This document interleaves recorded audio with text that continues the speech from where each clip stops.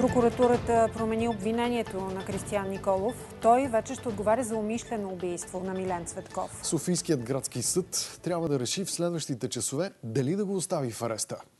Резултатите от направените изследвания показват, че Николов е седнал зад волана след употребата на 4 различни вида наркотици, с съмнение и за пети. Прокуратурата поиска постоянен арест на Николов, защото ако е на свобода, може да извърши друго престъпление или да се укрие. Симона, приятелката на Кристиян, и Георги, синът на депутата от ГЕРБ Лъчезар Иванов, остават на свобода срещу гаранция от по 10 000 лева. Още по темата сега от Иво Никодимов. Здравей, Иво. Какъв е петият наркотик? Добър вечер. Според наши източници, разследващите имат данни, че Кристиян е ползвал и най-скъпия синтетичен наркотик – адренохром. Той е известен още като синтетичния наркотик, като сатанинския наркотик.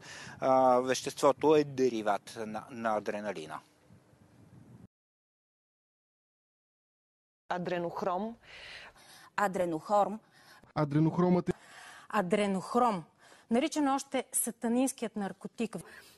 Някаква сатанинска дрога. Дяволски наркотик. Сатанинският наркотик. Сатанинска дрога. В средите известно като андренохром или просто хром. Адренохрома. Така ли? Да. Си извличала от мозъци на деца и